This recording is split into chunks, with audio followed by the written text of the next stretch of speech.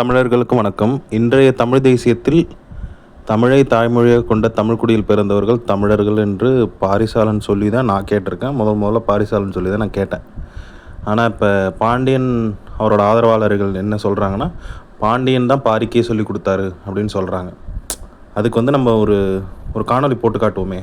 2012 31 ஜூலை அப்போ தமிழ் தேசியமும் குழப்பம் வாதமும் அப்படின்னு தமிழ் சிந்தனையாளர் பேரவையில் பாண்டியன் ஒரு காணொலி போட்டிருக்காரு. அதில் வர கருத்தை நம்ம கேட்போம். அவர்களிலும் பல மொழியினங்கள் உண்டு. எனவே உங்களின் குருதி தூய்மை வாதமாக சுப உதயகுமாரின் அழுகல் வாதத்தையே நீங்களும் வைப்பது உங்களை போன்றவர்களின் கருத்து வெறுமையைத்தான் குறிக்கிறது.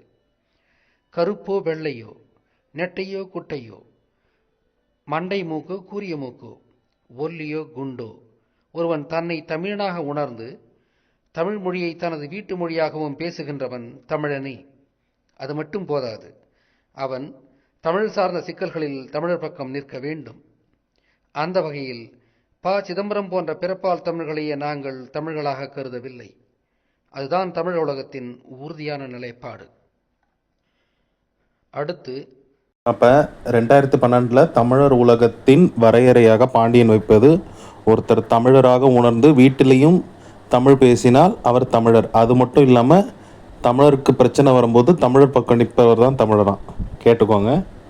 இங்கே எங்கே தமிழ் குடியில் பிறந்தவர் தமிழர்னு பாண்டியன் எங்கே பதிவு பண்ணார்?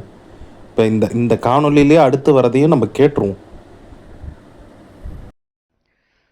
ராஜசேகர ரெட்டி இறந்தபோது தமிழ்நாட்டிற்கு ஒரு நாள் இரங்கல் அறிவித்து விடுமுறை அளித்தவர் தெலுங்கர் கருணாநிதி. கிருஷ்ணதேவராயரின் 500வது பிறந்த நாளுக்கு தமிழ்நாட்டின் அரசு சார்பாக விழா எடுத்தவர்தான் தெலுங்கர் கருணாநிதி. பெரியார் திரைப்படத்தை ஆந்திராவில் ராமசாமி நாயக்கர் என்ற பெயரிலேயே மறு வெளியீடு செய்த நிகழ்ச்சியில் 30 நிமிடங்கள் சுத்த தெலுங்கில் பேசியவர்தான் கருணாநிதியின் மகன் ஸ்டாலின். வைகோ ஆந்திராவில் தெலுங்கில் பேசிய வரலாறும் நீங்கள் அறிந்திருக்கக்கூடும். உங்கள் கட்சியை ஆக்கிரமித்து இங்கே தெளிவாக ரேவந்த் ரெட்டின்னு சொல்லிட்டுறாரு. அடுத்து பெரியார் என்ற திரைப்படத்தை ஈவே ராமசாமி நாயக்கர்னு வெளியிட்டாங்கன்றதும் பதிவு பண்ணிடுறாரு. அப்போ ரெட்டி நாயக்கர் தெலுங்கு சாதிகள் அங்கே வந்துடுது, சரியா? ஆனாலும் அவர் என்ன பதிவு பண்ணியிருக்காரு?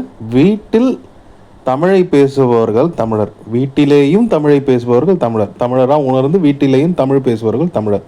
கேட்டுச்சா? இதில் இன்னொன்றும் கேட்டுருவோம். இதுவே பேருண்மை. பக்தவச்சலம், காமராசர் போன்றோரெல்லாம் தமிழர்கள் தானே? அவர்கள் தமிழர் நலனுக்கு எதிராக நடக்கவில்லையா என்று கேட்கின்றீர்கள். அவர்களெல்லாம் எங்களது பார்வையில் பிறப்பால் மட்டுமே தமிழர்கள், வாழ்ந்த முறையால் தமிழர்கள் அல்ல. அதோடு இந்தியாவை பற்றி அன்றிருந்த புரிதல் வேறு, இன்றுள்ள புரிதல் வேறு. இதையெல்லாம் கருத்தில் எடுக்காமல் கட்டுரை எழுதலாகாது. காமராசர் என்ற தமிழர் குளமாவது மேடாவது எல்லாம் இந்தியாவில் தானே இருக்கிறது என்று சொன்னதால் தானே முல்லை பெரியார் உரிமை இழந்தோம் என்று கேட்கின்றீர்கள். அவர் நம்பிய இந்தியா நம்மை கைவிட்டது. அதே தவறைத்தானே நீங்களும் செய்கின்றீர்கள். குளமாவது மேடாவது எல்லாம் இந்தியாவில் தான் இருக்கிறது என்று காமராசர் சொன்னதற்கும், கன்னடனாவது தெலுங்கனாவது எல்லாம் தமிழர்கள் தான் தமிழ்நாட்டில் தான் இருக்கிறார்கள் என்று நீங்கள் சொல்வதற்கும் எந்த வேறுபாடும் இல்லை. தனது வீட்டில் தெலுங்கு பேசும் ஒருவரை தமிழர் என்று நீங்களே தன்னிச்சையாக சான்றளித்து விட்டால் அவர் முழு தமிழாகி விடுவாரா? அவர்கள் கூட இன்று தம்மை தமிழர்கள் என்று ஒத்துக்கொண்டுள்ளார்களா? திருச்சி நேரு, ரெட்டிகள், நாயுடுகள், தெலுங்கு செட்டியார்கள் முறைகளை கொண்டு தெலுங்கர் மாநாடு நடத்தியது அவர்கள் தமிழர்கள் என்று ஒத்துக்கொண்டதாலா? இங்கே திருச்சி நேரு, ரெட்டிகள், நாயுடுக்கள், தெலுங்கு செட்டியார்களை அழைத்து தெலுங்கர் மாநாடு போட்டது அவர்கள் தமிழராக உணர்ந்ததாகலையா அப்படின்ட்டு அவர் அப்படி கேட்குறாரு. அப்படி கேள்வி கேட்டாலும் தமிழராக உணர்ந்து வீட்டில் தமிழை பேசுபவர் தான் தமிழர்ன்றது தான் தமிழர் உலகத்தோட உறுதியான நிலைப்பாடாக 2012 இருந்திருக்கு. நீங்களே தான். உலகெல்லாம் உள்ள மக்கள் தமிழன் என்ற ஆதி மரபணத்தைச் சேர்ந்தவர்களே. அவர்கள் இன்று பல மொழியினங்களாக பிரிந்திருக்கின்றனர். அவர்கள் அனைவரையும் தமிழர் உலகம் தனது உடன்பிறப்புகளாகவே கருதுகிறது. அவர்களில் யார் வேண்டுமானாலும் தன்னை தமிழனாக முழுமையாகவும் உண்மையாகவும் அடையாளப்படுத்திக் கொள்ள விரும்பினால் அதை தமிழர் உலகம் ஏற்றுக்கொள்கிறது. அவர்களை தமிழராகவே கருதுகிறது. ஆனால் தமிழ்நாட்டில் வாழும் பிற மொழியினர் தங்களை தமிழர்களாக அடையாளப்படுத்த விரும்பவில்லை என்றால் அது அவர்களின் உரிமை. அத்தகையோருக்கு ஆளும் உரிமை தவிர அனைத்து தனிமனித உரிமைகளும் தமிழ்நாட்டில் கிடைக்கும். அவர்களின் மக்கள் தொகை விகிதாச்சாரப்படி அவர்களுக்கு ஆளும் அதிகாரம் தருவது நியாயமானது என்று நாங்கள் இப்போ பாண்டியன் அவர்கள் தான் சொல்லணும். எப்படி தமிழை வீட்டிலையும் பேசுபவர் தமிழர்னு பேசின பாண்டியன் எப்போ தமிழை தாய்மொழியை கொண்ட தமிழ் குடியில் பிறந்தவர்கள் தமிழன்ற கருத்துக்கு எப்போ வந்தாருன்னு அவர் தான் சொல்லணும். அதுக்கான ஆதாரம் அவர் தான் தரணும். அதை விட்டுட்டு ஆதாரமே இல்லாமல் நான் தான் இதை பாரிக்கு சொல்லி கொடுத்தேன், இல்லை அவர் ஆதரவாளர்கள் குடியை பற்றியே பாரிக்கு சொல்லி கொடுத்தது பாண்டியன் தான். தமிழ் இனத்துக்கே இந்த காலத்தில் பாண்டியன் தான் சொல்லி கொடுத்தாரு.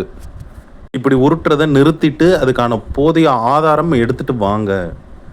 இது 9 வருடத்துக்கு முன்னாடி டிசிபி பாண்டியன் அவர்கள் போட்ட கமெண்ட்டை நான் காட்டிடுறேன், சரிங்களா? இது சாதி இடஒதுக்கீடு பற்றிய சரியான புரிதல் அப்படின்ற காணொளி 2017 10 பிப்ரவரி அன்று இந்த காணொளி போடப்பட்டிருக்கு.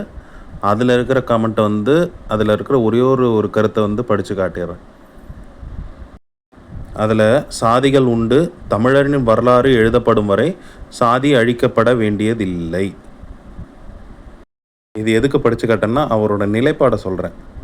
வரலாறு எழுதப்படும் வரை சாதி ஒழிக்கப்பட வேண்டாம், அதாவது ஒழிக்கப்பட வேண்டியதில்லை அப்படின்னு போட்டிருக்காரு. இப்போ அதே காலத்தில் பாரி ஒரு காணொளி பேசியிருப்பார்.